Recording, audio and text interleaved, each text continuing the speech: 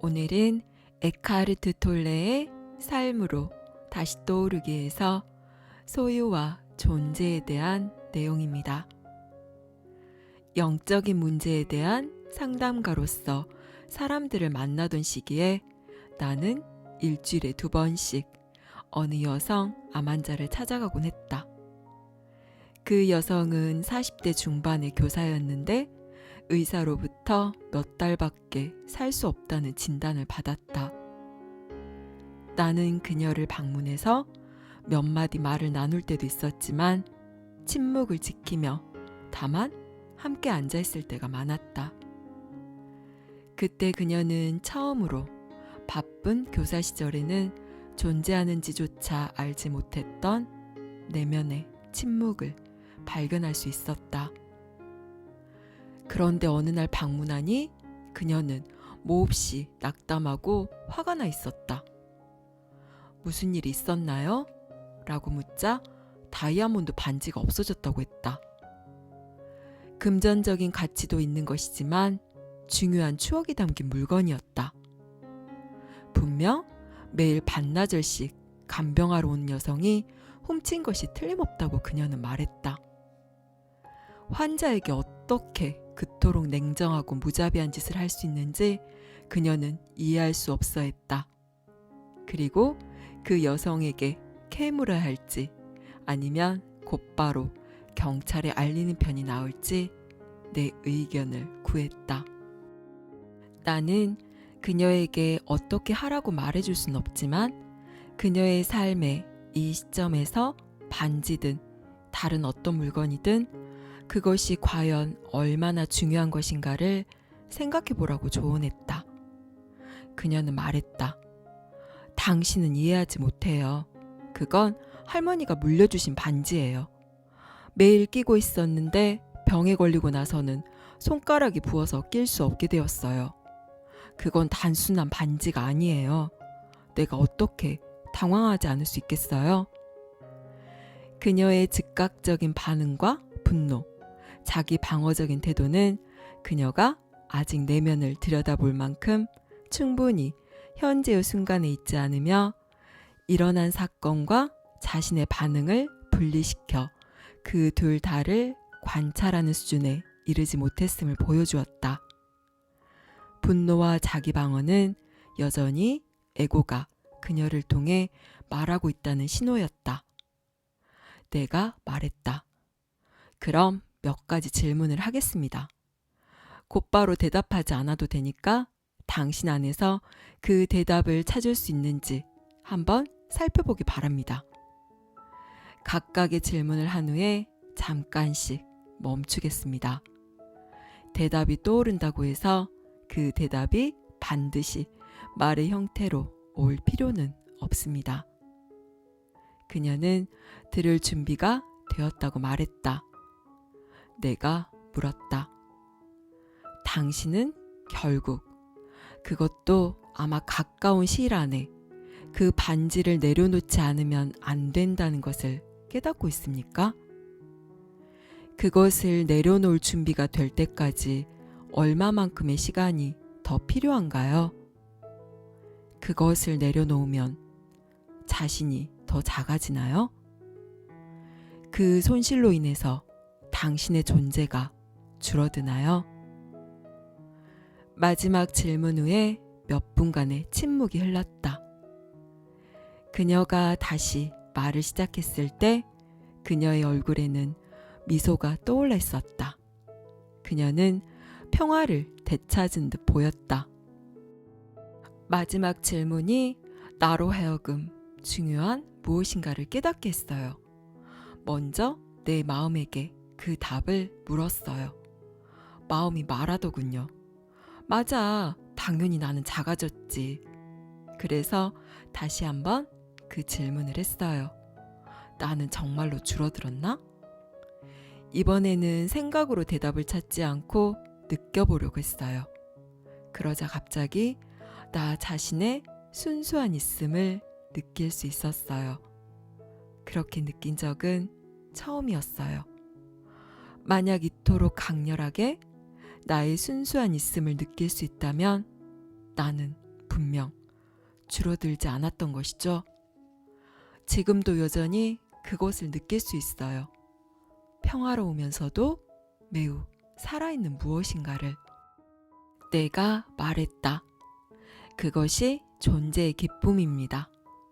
머리에서 벗어날 때만 그것을 느낄 수 있습니다. 존재는 느껴야 하는 것입니다. 생각으로는 알 수 없습니다. 에고는 그것을 알지 못합니다. 에고는 생각으로 이루어져 있으니까요. 그 반지는 사실 하나의 생각으로 당신 머릿속에 있었고, 당신은 그것을 자신의 존재와 혼동하고 있었습니다.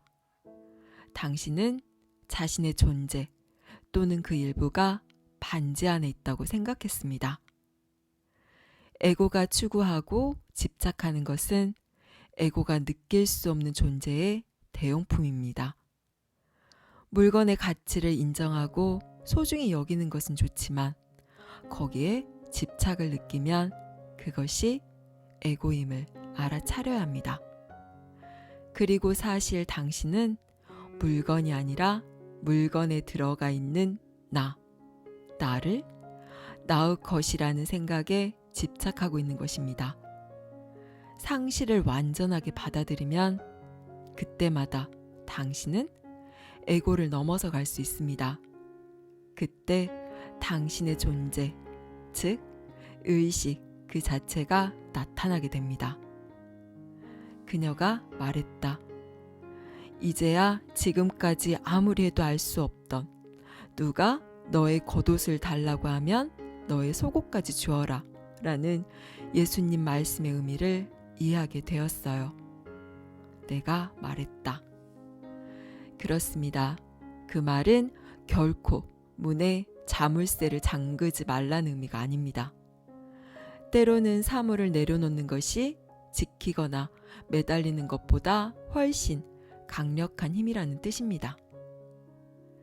신체가 점점 쇠약해져간 마지막 몇 주 동안 그녀는 마치 안에서부터 빛이 비쳐나오는 것처럼 더욱더 빛이 났다. 그녀는 사람들에게 자신의 소유물 대부분을 나누어 주었으며 그 중에는 반지를 훔쳤다고 의심한 여성도 있었다. 그리고 소유물을 나눠줄 때마다 그녀의 기쁨은 더욱 깊어졌다. 그녀가 세상을 떠났다는 소식을 나에게 전화로 알려준 그녀의 어머니는 그녀가 죽고 난 뒤 화장실 약장에서 그 반지를 발견했다고 말했다. 간병하는 여성이 반지를 제자리에 되돌려 놓은 것인지 아니면 줄곧 거기에 있었는지는 아무도 알 수 없다. 하지만 한 가지는 알 수 있다. 삶은 그것이 무엇이든 의식의 진화에 가장 도움이 되는 경험만을 준다는 것이다. 그렇다면 이것이 자신에게 필요한 그 경험이라는 것을 어떻게 아는가? 이것이 지금 이 순간 당신에게 일어나고 있는 경험이기 때문이다. 그러면 자신의 소유물에 자부심을 갖거나 자기보다 더 많이 가진 사람에 대해 분한 감정을 갖는 것은 잘못된 일인가? 전혀 그렇지 않다. 자부심, 돋보이려는 욕구, 남보다 더 많이를 통해 자아가 확실히 강화되고 남보다 더 적게에 의해 위축되는 것은 옳은 것도 아니고 잘못된 것도 아니다. 그것은 단지 에고일 뿐이다. 에고는 잘못된 것이 아니며 단지 무의식일 뿐이다. 자신 안에 있는 에고를 관찰할 때 당신은 그 너머로 가기 시작한다. 에고를 너무 심각하게 받아들이지 않는 것이 좋다. 자신 안에서 에고의 행위를 감지하게 되면 미소 지으라. 때로는 소리내어 웃어도 좋다. 인류는 어떻게 이토록 오랫동안 이런 것에 사로잡혀 있는 것일까? 무엇보다 먼저 에고는 개인적인 것이 아님을 알아야 한다. 에고는 당신이 아니다. 에고를 개인적인 문제라고 여긴다면 그것은 단지 더 에고일 뿐이다. 여기까지 에크하르트 톨레의 삶으로 다시 떠오르기였습니다. 무엇을 소유한다는 것은 어떤 의미일까요? 왜 우리는 자신의 생존에 필요하지도 않은 이런저런 많은 것들을 내 것으로 만들고 싶어 하는 걸까요? 우리는 우리가 소유하는 것이 많아질수록 자신이 대단해지고 더 커지고 중요한 존재가 된다고 착각을 합니다. 나의 몸, 나의 것, 나의 사람, 나의 지식, 나의 명예, 나의 권력. 이렇게 앞에 나라는 말이 붙으면 우리는 그것과 나를 동일시하게 되기 때문입니다. 하지만 이것은 모두 에고가 부리는 속임수입니다. 에고가 가장 두려워하는 것은 몸의 쇠퇴와 죽음으로 인한 소멸입니다. 몸이 있음으로써 존재할 수 있는 에고는 우리 몸의 죽음과 함께 소멸하게 되는 것이지요. 그래서 그 대체물로서 변하지 않을 영원할 것이라 여겨지는 이런저런 세상 밖의 것들을 우리는 끊임없이 추구합니다. 돈, 권력, 지위, 지식, 명성. 이런 것들이 자신을 돋보이게 해주고 대단한 그 무엇인가로 만들어서 내 존재를 지속시킬 듯한 착각을 하는 거죠. 하지만 우리 마음 깊은 곳에서는 이미 다 알고 있습니다. 세상 밖에 그 어떤 것도 우리 존재의 근원에는 아무런 영향을 미칠 수가 없으며 세상 것들을 많이 가진다고 해서 내 존재가 커지는 것도 아니고 내가 가진 모든 것들을 잃는다 하더라도 내 존재가 작아지는 것도 아닙니다.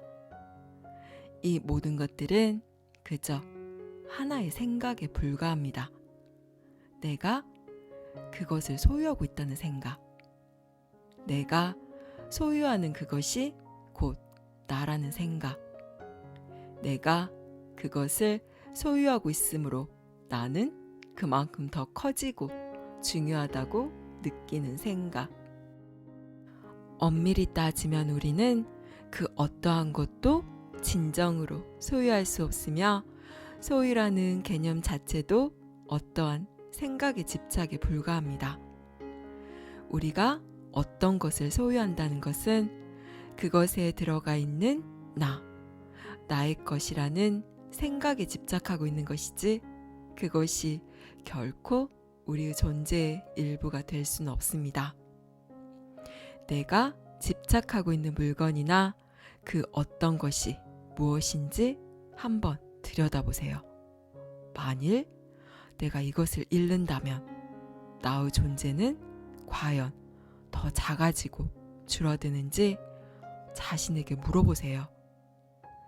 그 답을 찾는 과정에서 이런저런 거추장스러운 장식들을 다 걷어낸 당신의 참 모습을 만나게 되실 겁니다. 감사합니다. 사랑합니다.